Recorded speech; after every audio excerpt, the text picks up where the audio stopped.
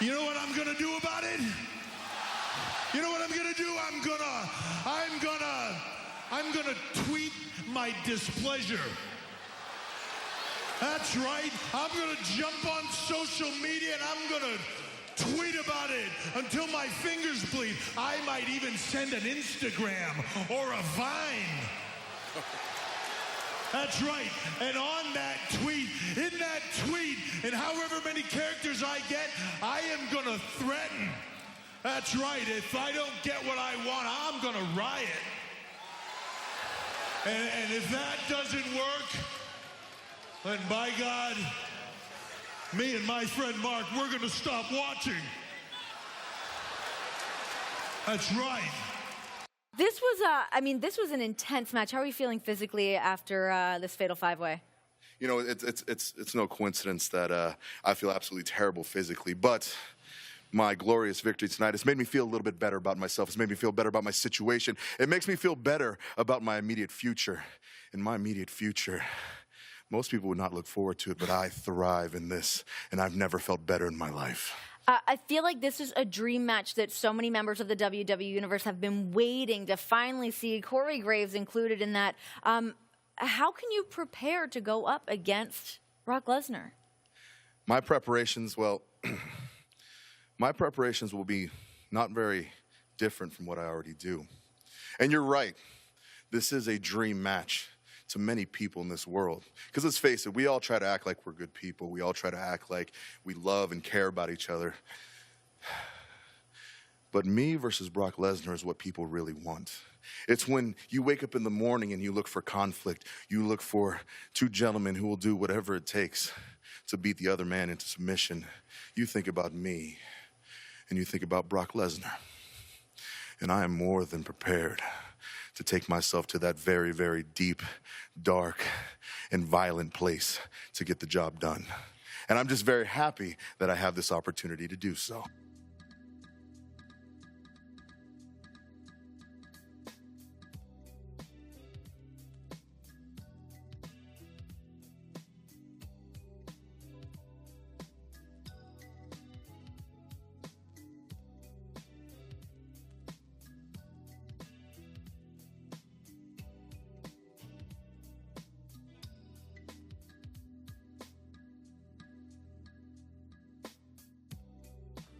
What's going on, everybody?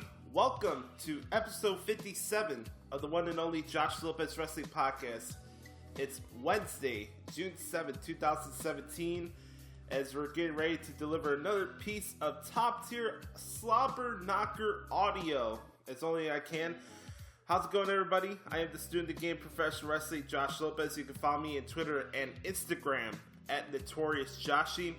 More importantly, make sure to subscribe to this podcast on Apple Podcasts, Stitcher, iTunes, etc., etc., etc. And also to get every single edition of this podcast, because I know iTunes and Podomatic can be a pain in the butt sometimes when it comes to bandwidths and storage limits and stuff. Just make sure to go to my YouTube channel, type in the Josh Lopez Wrestling Podcast, and you'll find every single edition of this bad boy on my YouTube channel. Make sure to subscribe to that channel as well, so you get my previous wrestling interviews I did back in the day with the Pro Wrestling Experience. All right. So we have a lot to get into, as we do each week with this wrestling podcast. Just want to get some other plugs out of the way. I want to thank the crew at mindofcarnage.com for giving me the opportunity to be part of this family and letting me to share this podcast on their website. So go to mindofcarnage.com to listen to today's episode of the podcast. Today's episode 57, and the number 57 is kind of interesting to me because it's Chicago. If you have a regular TV cable plan or whatever, or DirecTV, etc., Channel 57 here in Chicago, especially for us Xfinity users, is MTV. And I grew up watching MTV music videos, and that was actually the music video of the song you're listening to in the background right now that got me hooked into Notorious B.I.G.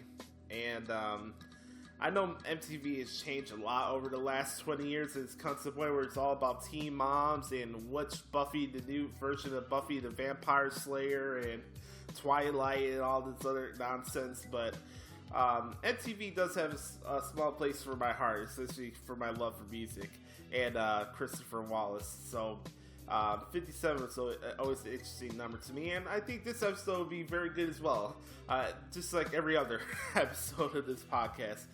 I think you guys know the routine here. This is a free zone for positive mental attitude. We're going to have a lot of fun today. I do have a couple rants I had to get off my chest today because you guys know me, man. I'm not a person to hold back my feelings on certain topics or certain individuals. It's just not how I roll. If I have something to say, I'll say it.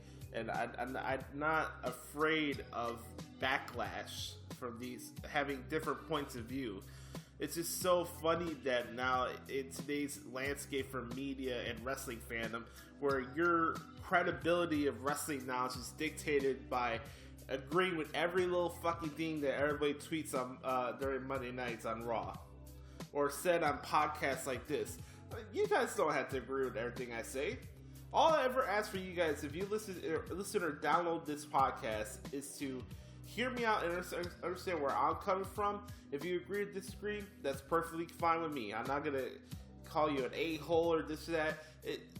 The reason why I came up with the whole Nimrods and Yacht Club members and all that other stuff over the past couple of months is when people subjugate this myth that wrestling fans' opinions are the gospel, that's when I get annoyed.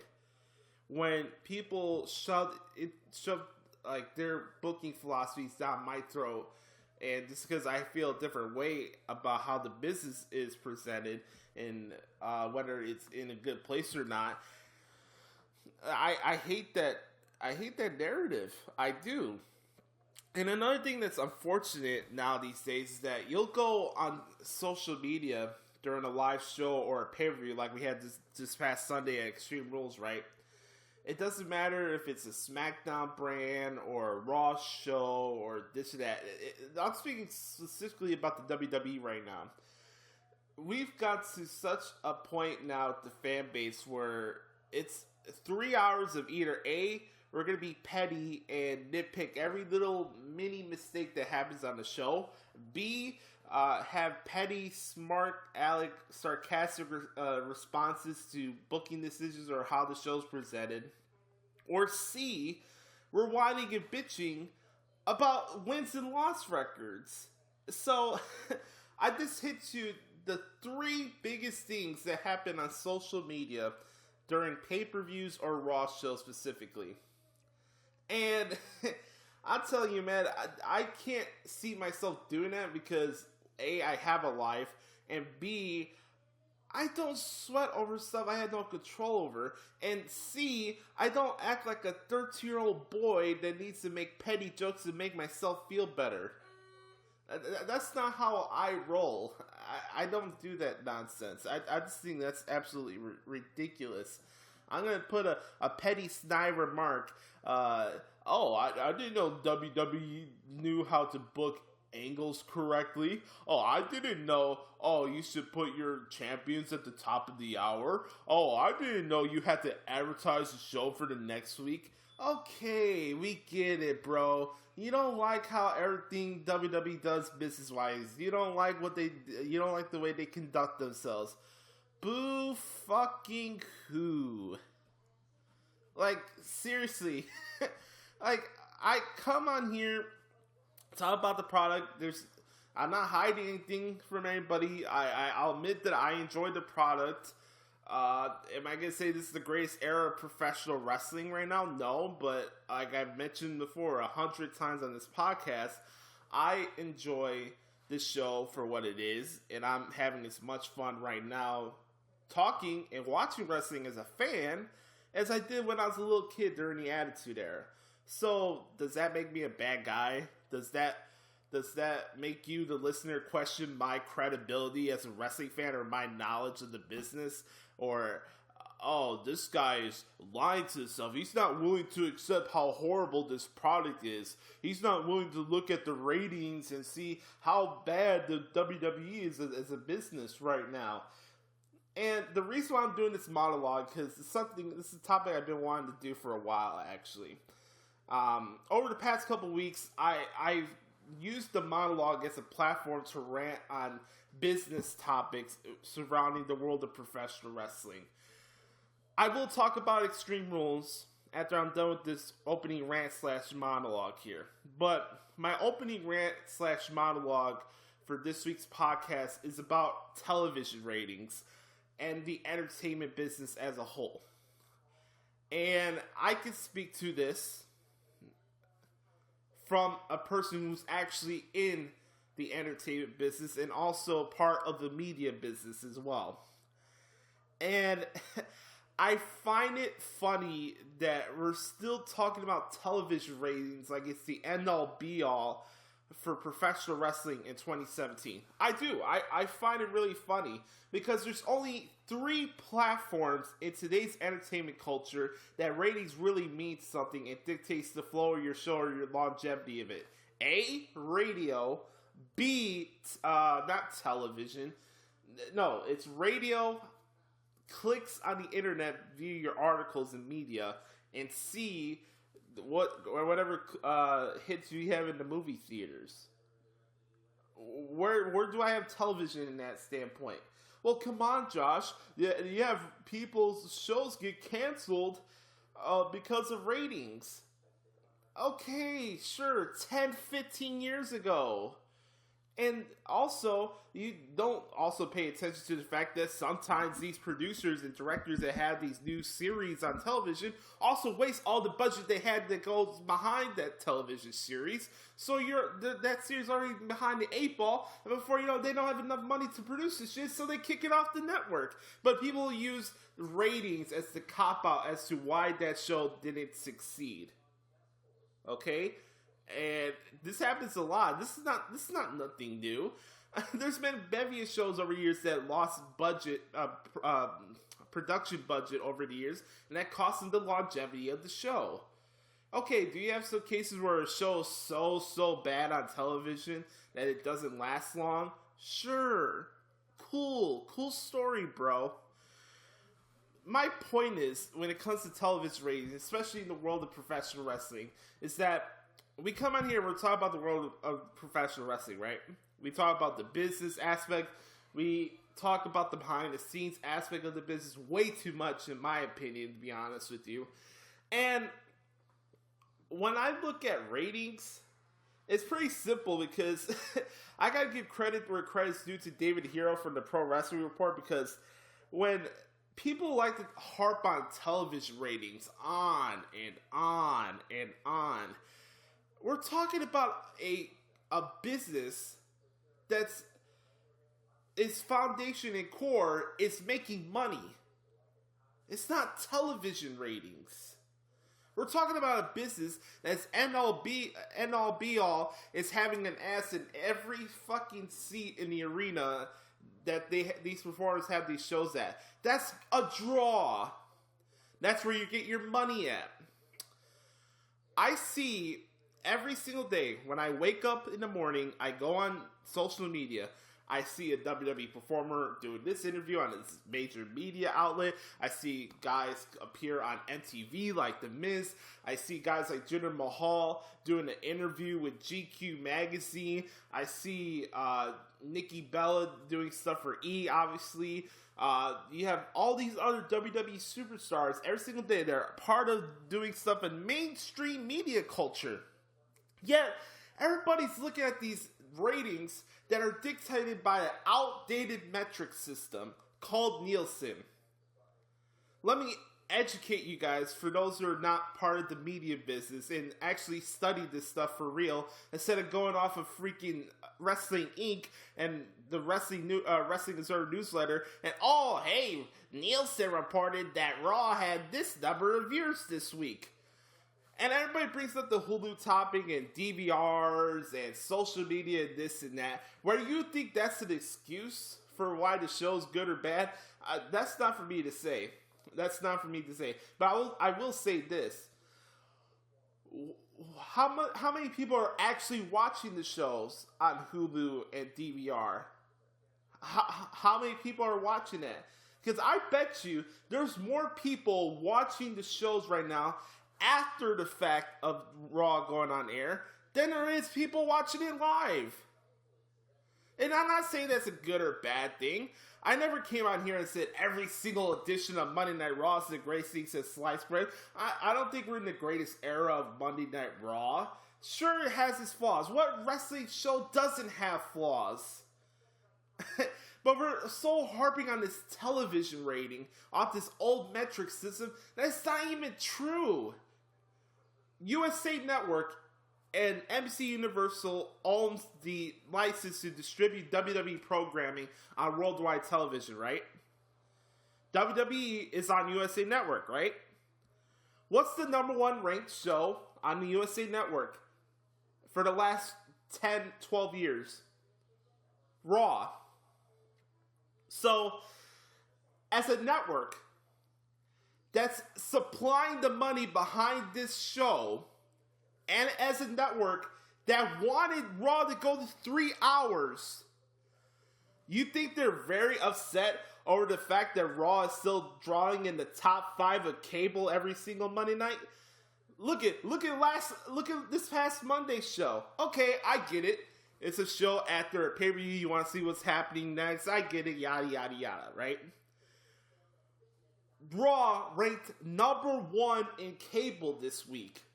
Number one in cable, and ranked number 2 in the 1849 demographic. Yet, the sky is falling for the WWE because for the 5th straight week in a row, WWE has been behind 3 million viewers.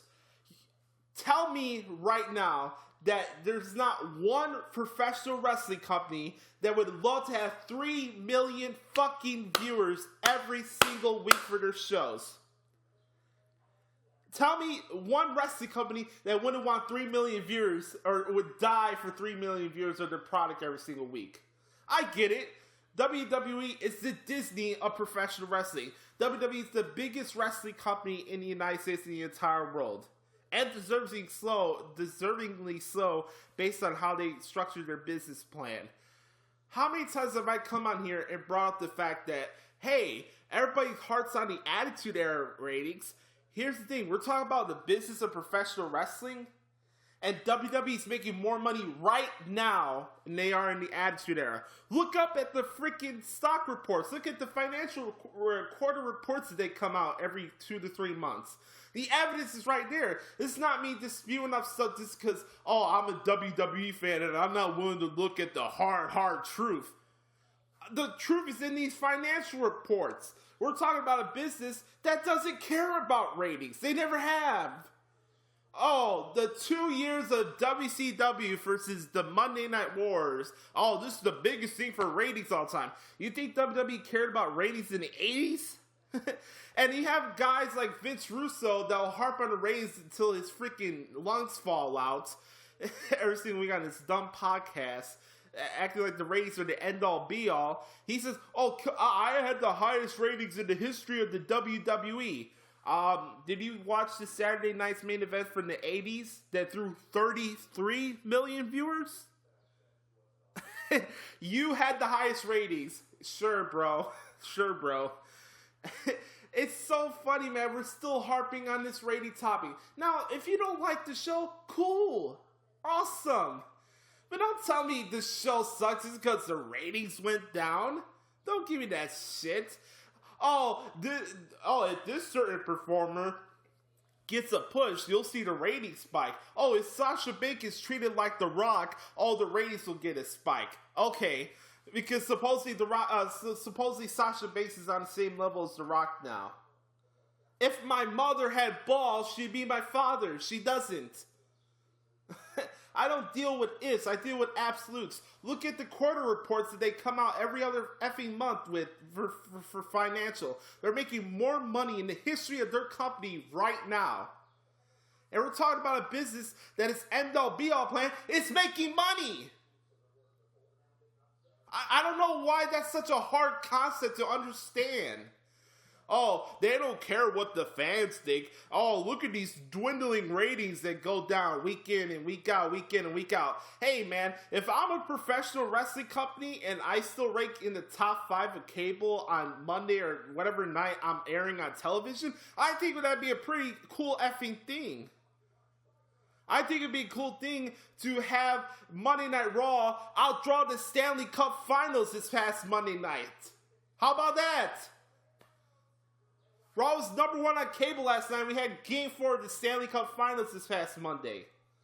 Sure, Monday Night Football these days kicked Monday Night Raw's butt in the ratings. Cool. I'm not afraid of accepting the facts. But how about you accept the fact that you choose to ignore? But no, we only choose to go by the notion because unless Dave Meltzer is praising where the ratings are at, then all is good in professional wrestling, right? If Dave Meltzer proves what's going on, then it's all fair game. We're all good. There's nothing to worry about. Dave Meltzer knows everything. He's going to calm us down and get us off the ledge. It's all good, everybody. We're going to go to Wrestling Inc. to see what the ratings were. And, we'll neglect the fact that Raw was number 1 in cable last week. But, the sky is falling for the WWE right now. I've been waiting for this topic for a long time because we have people that send questions about this all the time on the Pipe Bomb, and it truly, truly pisses me off for somebody who actually studies television ratings. It's somebody who actually went to broadcasting school for this reason and understands the behind the scenes of the television business. WWE regains more money week in and week out for every single show Raw produces. Whether you thought the show sucked or not, that's subjective. But don't tell me that Raw did not make money this past week. Or don't tell me that they didn't make money. The professional wrestling business is about making money. And honestly, I don't think the product is that bad as you all make it out to be. I don't. I'm sorry, that's my opinion. Question my credibility from a wrestling point of view, because I don't think the product is that bad as you think it is. As somebody who actually spent time covering the show live as it was and not being distracted by social media or worrying what the hell Lance Stern thought on the show or worrying about what Justin LaBar thinks on the show, I actually paid attention to what's going on. Everybody harps on, where's the long-term booking on the programming? I'm actually paying attention to it. If you weren't so focusing on what everybody's saying on social media during Monday Night Raw, maybe you would notice the long-term story playing that's been going on. So, in finale of this monologue, ratings matter in radio land. Ratings and clicks matter in the media. Ratings matter slightly in movies, but movies are dictated by how much money is sold in the box office over the weekend. This life and this world of entertainment all revolves around money. Whether your show is good or not, that again is subjective. But if your sponsors are liking what's going on in the program and they keep feeding the beast of what your programming is week in and week out, I think you'd be in a pretty good place. I don't think WWE would be upset about ratings if they're showing actual footage of the matches during commercial breaks during SmackDown Live. Has anybody reached out to Bonnie Hammer or anybody at the USA Network to get their thoughts about what's going on with the ratings and stuff? Like, serious question. Because we can assume things like all wrestling fans do all the time, but always remember, if you assume things, you make an ass out of yourself. I'm not saying the product is perfect. Nobody is. No wrestling product is perfect. Certainly is hell not the Attitude Era. And you're telling me a show is that good based off of ratings, then I don't know what to tell you, man. Because as somebody who's actually been part of this media business for the last 5 years, Nielsen ratings are outdated. Everybody says that Vince McMahon is out of touch. you are out of touch in finding out what the real numbers are for this business and how many people are actually watching the show and how much money WWE makes in, week out. Okay, I get it. You're a fan. Your thought process of the business dictated by how much you enjoy the product. Don't give me this crap and this narrative about all ratings is this and that, and ratings is the end all be all. You've never been part of the media business. You don't work in the wrestling business. You don't know what goes behind it. Because Wrestling Inc. reports what Nielsen and ShowBuzz Daily says what the ratings were, doesn't mean that's what the ratings were. How many people watched the show on Hulu this week? Do we count that or no? We just negate the fact because that's programming after the show went on air. Raw still draws #1 in cable this week, but hey, the sky is falling, right? Again, like I said last week, maybe I'm wrong. But hey, what do I know, right? Maybe I'm just wrong. Supposedly, I can't look at the truth. Maybe you guys are just out of touch and not just coming up with shit just to fit your own narrative. So a certain performer you like is not getting pushed. You'll go look at what the ratings were for the show, and you'll blame it for that reason. Hey man, it is what it is. WWE is making more money out of their ass than you ever think. In this professional wrestling business, at the end of the day, whether you like it or not, it's about making money at the end of the day. So let's get this bad boy started. I'm going to push my Extreme Rules thoughts towards the Raw segment of this podcast. And we're going to start talking about last night's SmackDown Live from Rochester, New York. The Blue Brand's getting ready for the Money in the Bank pay-per-view. We had a big return on the show last night, which I thought was truly, truly best for business because I'm blessed. And we'll talk about SmackDown Live, where I think some of these angles are going, and talk about that really, really funny New Day and Bree's Angle Fashion Files segment. So we're going to talk about SmackDown next, right here on the JWL podcast. I'll get back to it. I'm going to go deal with it. Yep. Oh, bye. Shane, man, I can't believe that. Shane, I want Lana at the Money in the Bank pay-per-view. She said she can beat me. So, let's see what she got. No, I'm dealing with a lot of stuff right now, including Sami Zayn issues. And again, if the stuff with Lana bothered you earlier today, what she did, you have no obligation to fight her. Oh, no, Shane, I don't need to fight her. I want to fight her. I really want to fight her. I will even put my title on the line.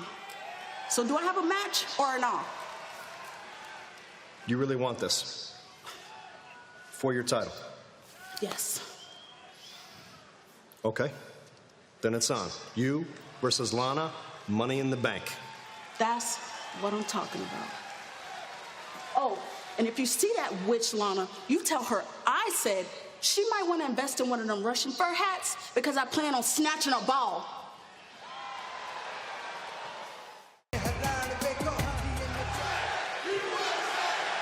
I just dismantled the dreams of Mojo Rawley, just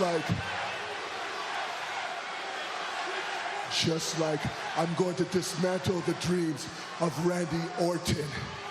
His dream of becoming WWE champion in his hometown of St. Louis in the USA. Randy Orton is sick, and all of you people who support Randy Orton are sick. But I am your antidote. I am your medicine. And once I cure the WWE universe of Randy Orton at Money in the Bank, you people will have no choice but to accept me as your modern day Maharaja.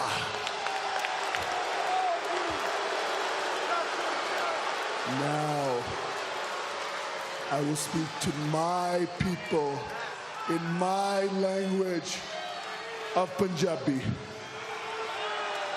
Money in the Bank, Pama St. Louis vich hove, Pama jithe marji hove, jidhar mahal aad ke Raj karega Raj, te Maharaja banuga WWE champion.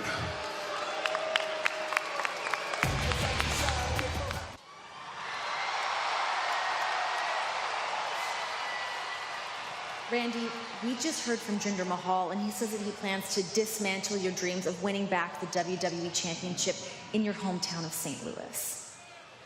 Renee, last week after SmackDown Live, I had the honor of getting a few calls from several legends like my father, Ric Flair, Harley Race, and they all pretty much said the same thing. Let Jinder Mahal run his mouth all he wants, because in the end, actions speak much louder than words. And what that means to me, Renee, is that in 2 weeks at Money in the Bank, in my hometown of St. Louis, Missouri, I don't even need to say one word. And Jinder Mahal's gonna hear me just fine. This is the land of opportunity. That You know, and I'm going to prove you wrong. In my entire life, there has been doubters. I used to be in a small, pathetic village in Russia. Yes, I said it, pathetic, because there was 10,000 people lived in my village. And I was told that I would never be anything, that I would never even leave my village. And I crossed the ocean, and look at me now. Look at me. Yeah, the most ravishing WWE superstar of all time. No, Renee. Seriously, look at me. I see you. I'm So breaking it for in. me to, honestly, for people to doubt me, I mean, people have said many times in my life that I will never be anything, that I'm not athletic, I'm not this, I'm not, you know, I'll never be a star. And look at me. So I believe in myself. And to be honest, I respect your opinion, but I more than anything, I believe in myself, and I know that I will prove you wrong. I know I'll prove all my doubters wrong. And trust me, I know that there is a lot of doubters out there. Haters. Haterade. Haterade. Haterade. Nice. I'm not Put it saying. down. I'm not saying that. Я не знаю. You know, to be honest, I'm going to just tell you that I am the most ravishing WWE superstar of all time. Yeah. Ever. And so I'm going to become the first champion of all time. The first women's WWE ravishing champion. And I'm just excited because I'm going to make history.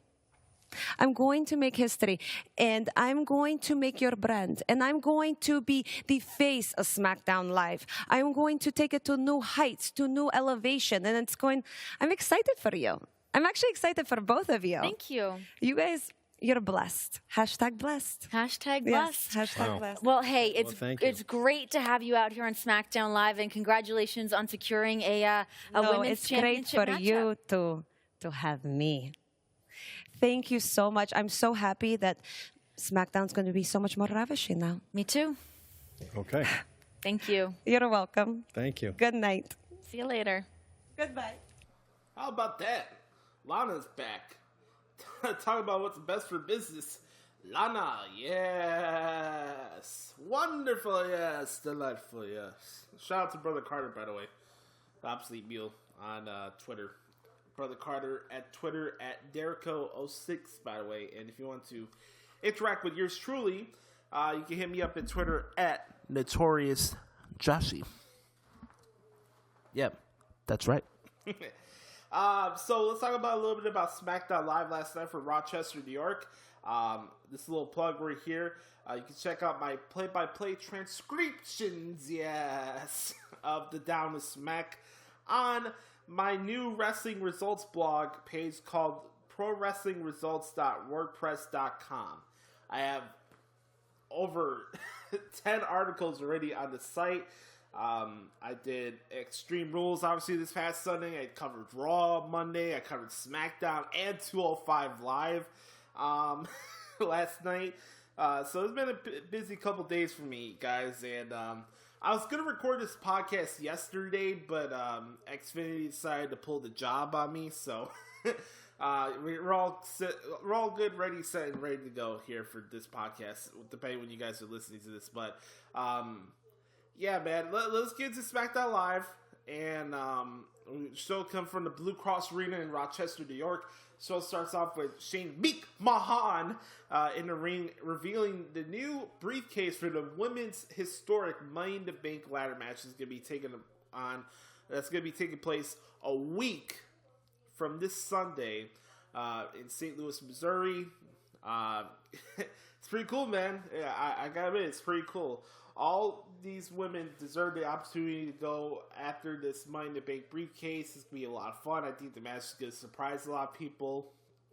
And you got more to work with here. It's kind of a little different scenario where you had Sasha and Charlotte in the first ever Hell in a Cell match. There's more people to use as crash test dummies, right? So I think the match will be very good. I'm very happy that the ladies are getting the opportunity to get this opportunity at Money in the Bank and talk about structuring out formats for television show and which talents are getting a push or not a push. The women had the first 35 minutes of SmackDown Live last night. And a 2-hour show, by the way. I'm going to throw that out there. 35 minutes of live television for the women, in-ring and also in the promo. I'm not saying that's a bad thing. I think that's pretty cool. That they decided to put so much emphasis on the women last night on SmackDown on a 2-hour show. I think that's pretty cool. Now, obviously, they're using it as a marketing ploy because, hey, the women's Money in the Bank ladder match is one of the big draws, right? Remember what we were talking about earlier? The big draws for the pay-per-view coming up a week from this Sunday. So, Money in the Bank is coming up on June 18th. We have some matches announced already. You heard in the clip right there, the return of Lana. She'll be taking on Naomi for the SmackDown Live Women's Championship. And let me just say this, man. Like I mentioned before a couple weeks ago, I have a big... Lana has a big special place in my heart. Not only is she super hot, she is the most ravishing superstar ever. I think she is the hottest woman in the WWE besides Mickie James. I have to toss that caveat there because nobody will ever beat Mickie James in my eyes. But nonetheless, it's so great to see Lana back. You heard the crowd in Rochester. They were going, "We want Lana, we want Lana." So it's really cool to see her come back. I thought Naomi was really good on the mic last night. I thought she was cool. I thought she was really funny when she's going to snatch her ball and all this other stuff. I thought that was really funny. We also have the Money in the Bank ladder match for the men as well. And AJ Styles got a rebound victory against Dolph Ziggler. Fine match. Wasn't that long. Did overstay his welcome. I thought the match was fine. And then we had the main event of Kevin Owens versus Shinsuke Nakamura for the first time on a WWE main roster, everybody. Take a shot for the main roster shot right there. But that match was fine too. And you had Baron Corbin on commentary. That was coming off a nice backstage segment where he interrupted the interview with Sami Zayn and beat the living crap out of him with a ladder. I think Baron Corbin does a good job on color commentary. You know, his character doesn't speak a lot, but I think the low move character does work when he is on the color commentary at times or when he makes his appearances on Talking Smack. Hey, talk about character development, right? But going back to Owens and Nakamura, I thought the match was fine. I don't know if the reliance of chin-locks is the biggest thing ever, but I don't know. Maybe it's to set up the next sequence in the match, but I saw a lot of chin-locks last night. I don't know. Just something I'm throwing out there, but... and then we also saw the stuff with Jinder and Mojo, which was fine. Obviously, Mojo had a valid point as to why he should get an opportunity after winning the Andre the Giant Memorial Battle Royal. He took on Jinder. The match was better than I thought it was going to be. I wasn't saying I had high expectations for it, obviously, but Jinder and Mojo did their business. I thought Jinder cut a really good promo after the match was over. That's what sold me into that segment. And Jinder will be defending his title at Money in the Bank against Randy Orton. So, yeah, Jinder's the man. I keep saying it. Jinder is the man. I tossed this idea out there in the 1-year anniversary of the Pipe Bomb with Meek, my cool company last week. You guys check out that podcast on the NAI network. Go subscribe there on iTunes. So I mentioned this on the Pipe Bomb, saying a good scenario for SummerSlam: Jinder versus John Cena for the WWE Championship. tell me the crowd would not be super, super excited for that match, and the crowd in Brooklyn would not be a big atmosphere for that. Now, I'm not telling you John Cena's going to get his 17th championship at SummerSlam. No. Let's not play the assuming game here. I feel that Jinder, given that opportunity to fight John Cena at SummerSlam, would beat John Cena at SummerSlam. Do you want to talk about getting heat for a guy and getting him and making him more credible as a legit guy?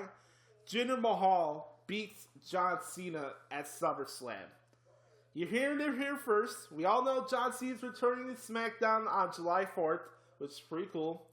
We have a SmackDown Live show finally for 4th of July, not Raw all the time. But yeah, man. And then I can't move on to the next show without talking about the New Day and the Breeze Angle Fashion File segment, man, because that was hilarious, man. I'm so glad that New Day is back on SmackDown because I think that helps out the tag division a lot.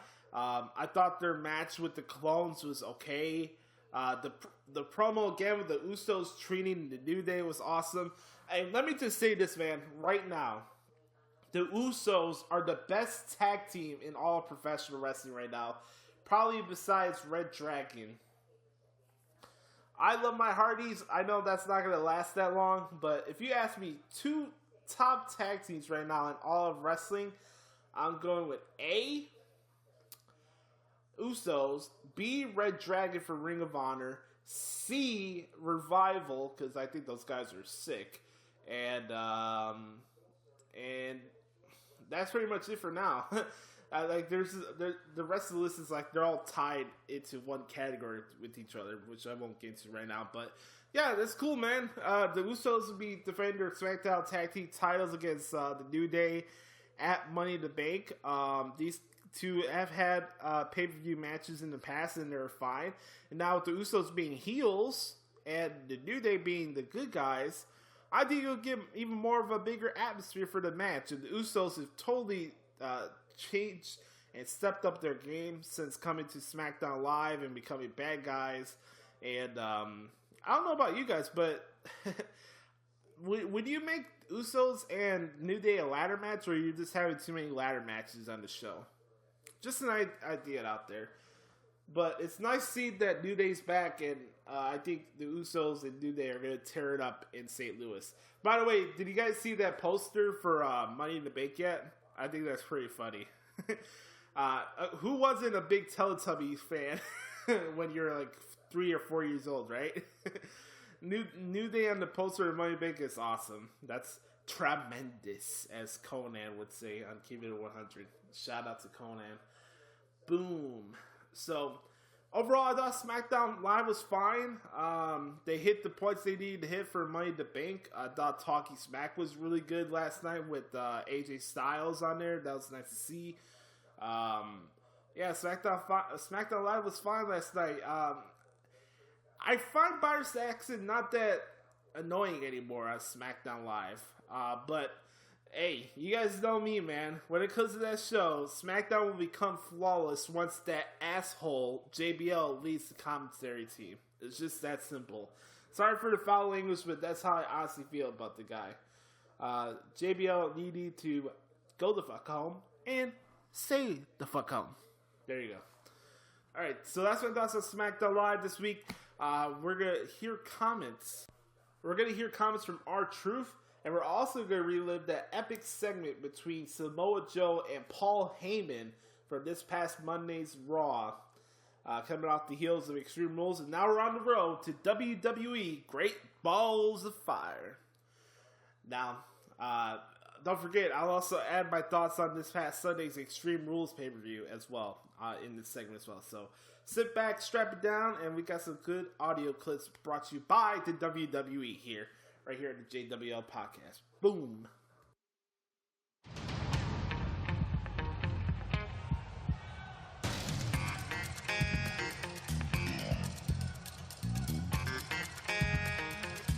You want answers? You want the truth? You can't handle the truth. Few Good Men, 1992. Truth is, I'm coming for you, Goldust. We were friends. We were brothers. Now, I'm nothing more to you than a mean, mad, bad mother. Shut your mouth! You turned your back on me. Now I get to turn my back on you. And I will strike down upon thee with great vengeance and furious anger. You gonna get got. Works though, bro. I do you a favor and you gotta do me a favor. I just did you a favor. I did you a favor. Bro, did you see that? Mr. Clean Dream Team mopped the floor with him. Hey, Dylan, me and this guy take care of business. It's funny. Yeah, you've been gone for a few weeks. The second Enzo needs a tag team partner. Boom. There you are. Come on, Cass, man. What's up, bro? Yeah, you tell me. Oh, come on, bro. Someone's been sneaking around jumping us. Sneaking around. Bro, I'm a giant. Guy my size, I don't sneak. Trust me, if I'm coming after you, you're gonna see me coming straight on. This guy creeps on cement, not just wood. Listen, bottom line is this. All we should do is us three celebrate this victory. Let's go grab a table at the casino. 3 G's. I think we got room in the back seat for you. Hop in with us. Tell you what, why don't you guys go ahead, all right? Good idea. Let's roll. All right. Thanks, bro. I'm going to make this very simple. What stands here in front of you is a man that does not fear Brock Lesnar.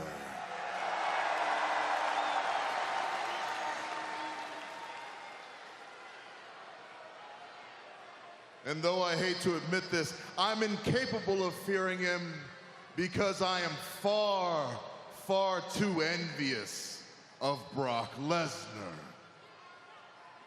You see, I want everything Brock Lesnar has, and I want to take it from him. I understand that you don't fear Brock Lesnar, and so that you know, face to face, man to man, Brock Lesnar doesn't fear you either. What bothers me about you, respectfully, is that I think the fact that Brock Lesnar doesn't fear you, I think you like that. I think that's exactly what you're looking for. You know, I worry for a living. Samoa Joe, you are the worst case scenario. Even if Brock Lesnar defends the Universal Championship against you, he's not leaving the ring the same way he came in. Because even if Brock Lesnar gets by you, I know, you're going to take a piece of Brock Lesnar with you. But just so you know, man to man, eyeball to eyeball, it's my job in life to make sure that at Great Balls of Fire, Brock Lesnar is your worst case scenario. Samoa Joe, you want Brock Lesnar? You got Brock Lesnar.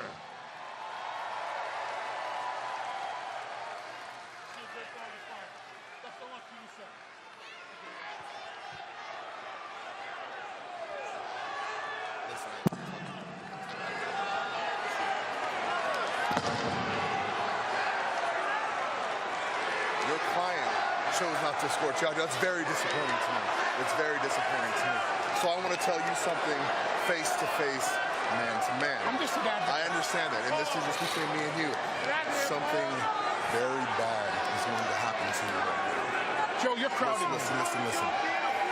I'm going to wrap my arm around your throat, and you're going to feel it tighten. Understand? Oh my God! Oh my God! Joe's got Paul Heyman in the coquina clutch. You heard Joe say he wants Heyman to take a message back to Lesnar. This is Brock's future.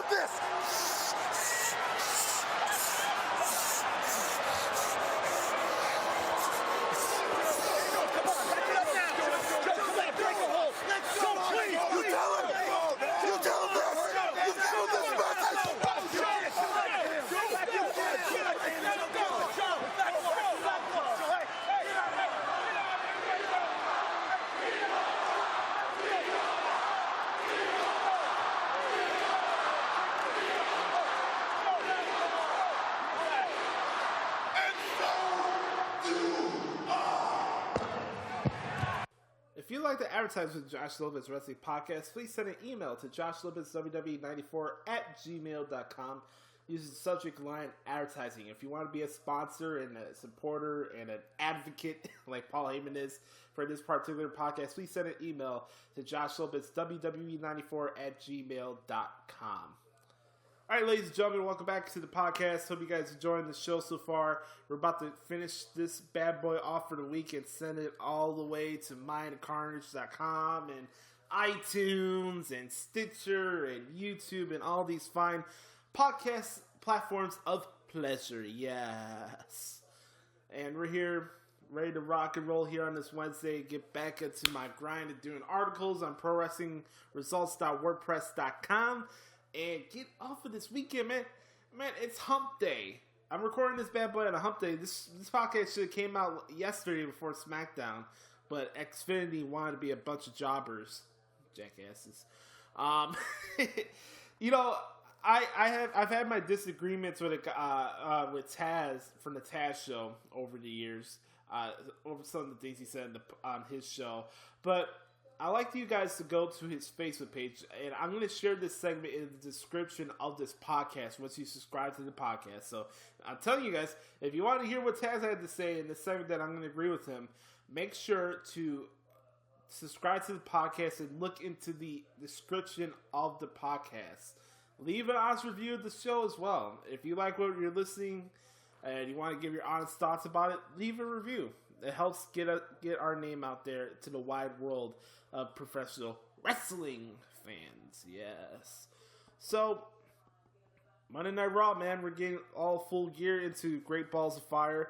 And I got to give a round of applause to Paul Heyman and Samoa Joe because their segment on Raw this past Monday night was so good. And the way Samoa Joe brought Paul Heyman to the corner and did the whole scar face deal, I thought that was awesome. The coquina clutch was a nice touch. And then Paul Heyman later on the show is like, he calls Brock, he's like, it's time to release the beast. Yes, the beast. The Bork Laser is back next week on Raw from Lafayette, Louisiana. I know Brother Carter's going to be at SmackDown Live next week, so cool beans for him. Ladies and gentlemen, I was going to mention this before we got into Raw. I wanted to talk a little bit about Extreme Rules that happened this past Sunday because it would be fair for me to talk about what's going on with pay-per-views. We're having a pay-per-view like every other 2 weeks now, so I got to give my thoughts on the show. I thought Extreme Rules was fine. I didn't think it was great. I didn't think it was horrible. I thought the show was fine. I thought Kalisto and Apollo Crews had a very, very good kickoff match. One of the better kickoff matches I've seen recently. I thought Miz, Ambrose, the IC title, I thought that match was very good. Rich Swann and Sasha Banks defeats Noah Dar and Alicia Fox. That match didn't overstay its welcome. I thought it was okay. The Bayley Alexa Bliss match caused some controversy, man. A lot of people are saying that Bayley's run on the main roster is flopped and stuff, and honestly, it's too early for me to say something like that because you've seen characters that'll show up like Rocky Maivia or the Ringmaster, and maybe you don't have as much investment into them. And when you saw them in different places, But you saw where they became the guys after that fact. Bayley's now been part of the main roster for a year now, coming up at SummerSlam. So I still think it's time to give her some more time, folks. You gotta instill some patience. I can't expect Bayley to be in a position that Trish Stratus was after 7 years in the company, you know what I mean? NXT and the main roster programming is two different beasts. Everybody that watches the shows understands where I'm coming from with that. What connects in that show may not connect to casual fans. And maybe Bayley doesn't connect to casual fans. I can't come up with this big hot take like I've Skip Bayless and say, oh, she's a flop. She's never going to work it on the main roster and this and that. Oh, they put too much attention on Bayley and forgot where the big money's at with Sasha. So, I like Bayley. I do. I think she's hot. I think she's very talented in the ring.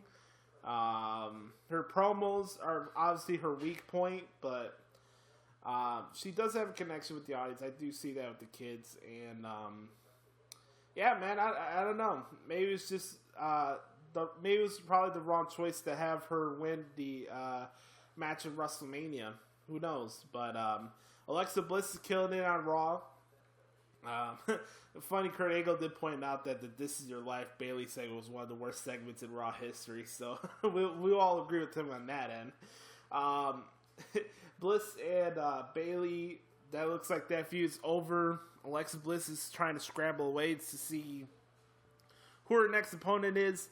I think Alexa is going to get into a feud with either Nia or Mickey or some weird four-way, something like that. So, other stuff on the show, the Hardys and Sheamus Cesaro cage match. I thought that was very good. That was a great cage match. Michael Cole said the rules like 10 times before Jeff escaped the cage. Both guys from both teams need to have their feet on the floor, to win the match. I get it. Jeff escaped the cage, but Matt's foot was still on the bottom rung of that steel ring step before Sheamus and Cesaro's foot touched the floor. So while Matt was trying to pull Jeff out of the cage, Matt should have just walked out of the cage and then win the match like that. Matt was too worried about pulling his brother Nero out of the cage. That's why they lost the match. But nonetheless, Sheamus and Cesaro win the Raw Tag Team titles is fine. I don't think it affects the Hardys.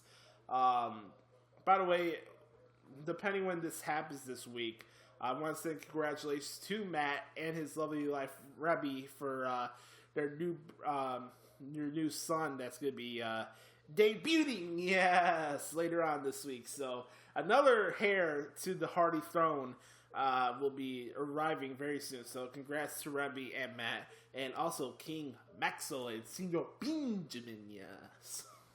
So yeah, so the Hardys and Sheamus Cesaro, I thought it was fine. Also, don't forget, Aries and Neville, very good tactical match. Got to give shout out to John Alba from the Living the Gimmick podcast, because he said he hit the nail on the head, man. Every time Neville gets in the ring, he gets better and better, man. And I covered the match last night on 205 Live that he did with TJ Perkins was really, really good as well. And Neville's the freaking man as the heel. So I'm happy for Neville. He's getting more and more momentum as the shows go by, and I think it'll be a while to see who Neville loses that Cruiserweight Championship to. Think about this. Neville won the Cruiserweight title at the Royal Rumble this year. He's been the champion for 6 months. So Neville is on a roll, and we'll see what happens down the road. And then finally, from Extreme Rules, the 5-way match. If you haven't seen that match, go out of your way to watch it, because that's a match of the year candidate, man. And I did not see Samoa Joe winning that match. I did it. I thought Seth was going to win, but all 5 guys delivered. All 5 guys had their moment to shine, and Samoa Joe will now take on Brock Lesnar at the Fire of Great Balls pay-per-view in Dallas, and Yeah, man, I'm looking forward to it. This is a dream match everybody's been looking forward to. Samoa Joe versus Brock Lesnar. Now you're going to finally get to see it, and I think that's pretty effing cool. So, Extreme Rules was fine. Like I said earlier, I didn't think it was great or horrible or anything like that. I thought it was in the middle, like a solid B. So I'll give Extreme Rules 2017 a solid B. And Monday Night Raw was fine too. They set up some more angles that's going on there. Part of the pun angle, since Kurt Angle is the general manager of the show.